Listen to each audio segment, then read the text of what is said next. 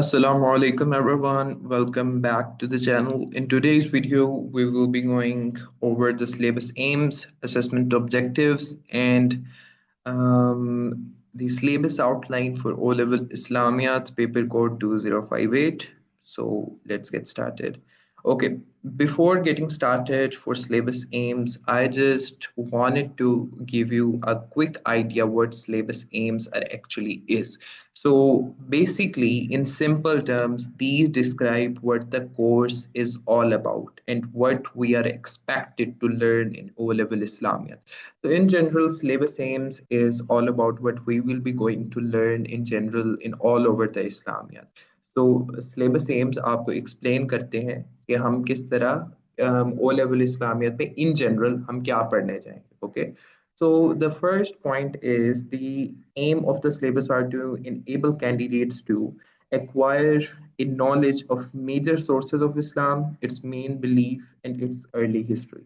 So basically, in Islamiyat, we will be learning about major sources of Islam, basically the major history of Islam, its beliefs, its ideas, and the events and such things we will be looking at in Islamiyat. And there could be multiple examples, like we have the major sources of Islam, the Quran and Hadith, the history of Prophet Muhammad, the beliefs like Tawheed, the belief in angels, the belief in holy books, the other beliefs, the pillars of Islam like Zakat, Hajj, and the development and compilation of Quran and Hadith. So such things are included in the history beliefs of Islam. Okay, and the second point is the develop an inquiring approach to the study of Islam. Okay, so basically, but the Islamiyat is not just about the memorizing facts, as I said it in earlier video.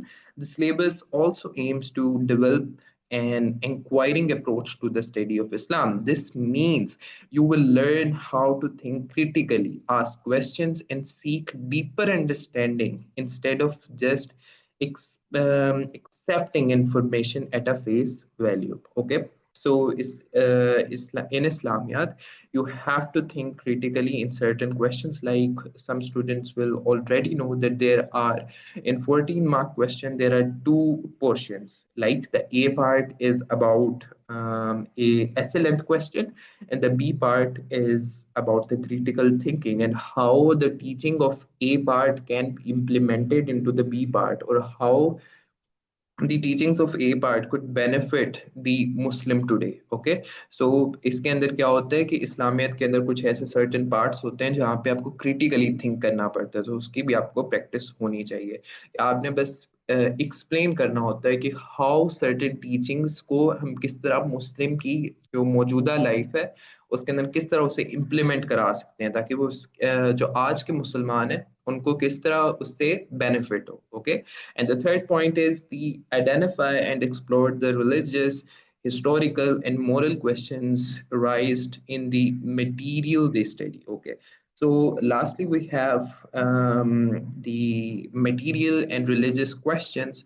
Basically, it is same as the second point कि कुछ इस्लामियत के अंदर कुछ ऐसे areas होंगे जहाँ पे आपको कुछ क्रिटिकल क्वेश्चंस दिए जाएंगे, लेकिन वो हमेशा या इस्लामिक हिस्टोरिकल रिलीजियस या मटेरियल बैकग्राउंड से ही उनका बिलोंग होगा, और आप एक्सप्लोर करेंगे कि रिलीजियस के हिस्टोरिकल थिंग्स, उसकी मोरल वैल्यूज, और हम उसको डे टू डे लाइफ में किस तरह इम्प्लीमेंट कर सकते हैं. So this is the basic AIIMS of the syllabus कि इस्लामियत पढ़ने का एम क्या है, कि इस्लामियत पढ़ते वक्त आप कि इस्लामियत को डिज़ाइन किस तरह किया गया है बेसिकली.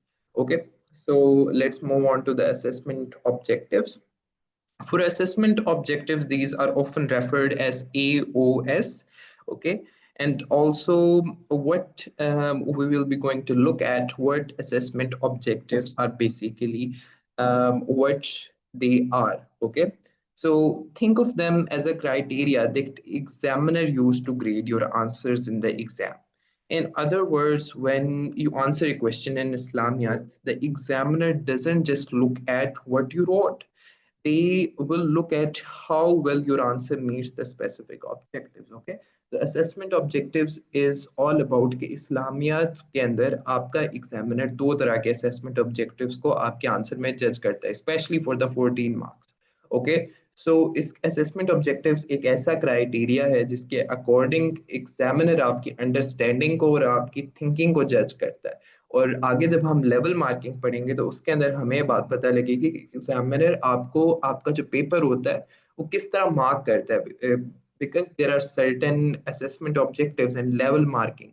So उसके अकॉर्डिंग एग्जामिनर आपके पेपर को ग्रेड करता है, उसको जज करता है और उसको क्वालिफाई करता है। Okay, so, first of all, we have the assessment objective one. It is all about the recalling, select, and present relevant facts from the main elements of faith and history of Islam. Okay, so assessment objective one is कि इसके अंदर all over आपने अपना जो factual knowledge है उसको recall करना है, उसको सिलेक्ट करना है और क्वेश्चन की डिमांड के अकॉर्डिंग उसको प्रेजेंट करना है। और असेसमेंट ऑब्जेक्टिव नंबर वन कहाँ पे यूज होता है, ये आपके जो एस लेंथ क्वेश्चन आएगा जो 14 मार्क का ए पार्ट होगा उसके अंदर आपको हेल्प आउट करेगा कि आपने अपने सबसे पहले you have to recall your facts, then select the relevant facts according to the question demand, and यहाँ पे क्वेश्चन की डिमांड को समझना भी एक बहुत ही इंपॉर्टेंट पॉइंट है कि आपने क्वेश्चन की डिमांड को समझना है, वो क्या क्या रहा है, एग्जामिनर आपसे चाह क्या रहा है। ओके,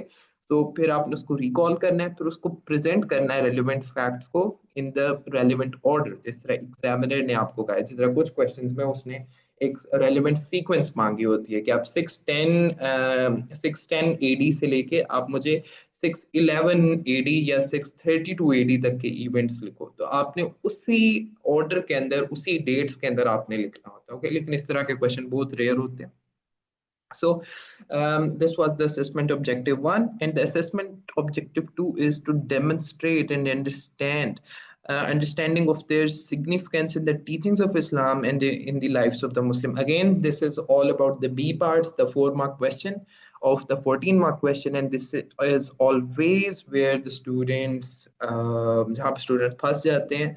और इसके अंदर क्या करना होता है, आपने क्रिटिकली थिंक करना होता है कि ए पार्ट के अंदर की जो टीचिंग्स है वो आज के मुसलमानों को किस तरह बेनिफिट कर सकती है, या फिर उसकी इम्पोर्टेंस क्या थी उस वक्त में, या फिर इसका एक और तरह का क्वेश्चन आ सकता है कि आज कल के जो मुसलमान लीडर है वो इससे किस तरह बेनिफिट ले सकते हैं, आजकल के जो मुस्लिम इंडिविजुअल्स हैं उससे किस तरह बेनिफिट ले सकते हैं इसको, या किस तरह इसको अपनी डे टू डे लाइफ में इम्प्लीमेंट कर सकते हैं। ओके, तो you have to think a bit critically, और इसके अंदर आप क्या कर सकते हो कि अपनी डेली लाइफ की एग्जांपल्स लिख सकते हो, कोटेशंस कोट कर सकते हो, प्रॉफिट का रेफरेंस दे सकते हो, सहाबा कराम का रेफरेंस दे सकते हो।